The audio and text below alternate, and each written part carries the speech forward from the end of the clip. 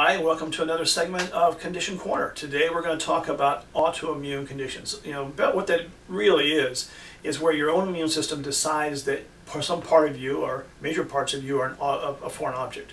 So it begins to mount an attack against your thyroid or against your colon or against your salivary glands, like in the case of Sjogren's. They all have different names. But the basic mechanism is that your immune system has gotten upregulated or excited enough, if you will, that it gets confused about what tissue proteins you have in your body versus some foreign invading protein that it needs to protect you from. As I alluded to and talked about in previous segment on allergies, the immune system begins, that's why 80% of it begins in the gut.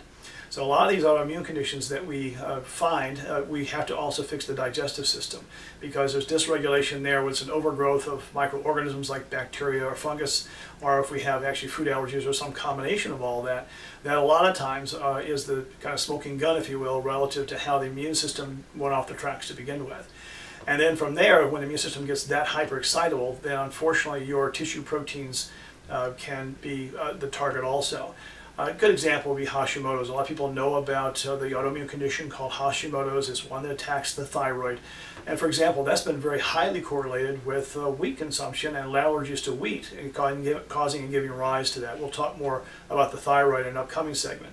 But nonetheless, realize that wheat and those kind of allergies can begin the process, because as your immune system programs to protect you from what it perceives as a problem, i.e. the wheat, then it can begin to attack your own thyroid hormones as well, your own thyroid tissue, because it has a similarity. So that's just one specific example. And then once we identify those causal factors, we also need to downregulate the immune system. And so we have a particular procedure we do here called autohemotherapy, which is very unique. It was developed by a physician out in Seattle, and we used it. I've been using it for the last 12 years. It's amazing what it can do to actually turn off these autoimmune responses. Conventionally, all you're able to do with autoimmune in most circumstances is they try and suppress the immune system with steroids.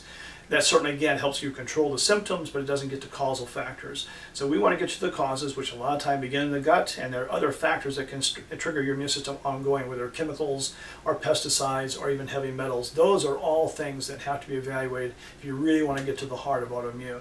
It's one that's growing by leaps and bounds, and people know. They know if they've got lupus, if they've got rheumatoid arthritis, if they've got Sjogren's disease, scleroderma. There's a whole laundry list, but the mechanisms that cause each of those are the same. It's just the target tissues are different. So if you're suffering from an autoimmune condition and think that all you have to really work with or you can rely on is some kind of immunosuppressant like a steroid, think again. There's other answers. We're glad to try and help you find those for yourself. Come by and see us. Thanks.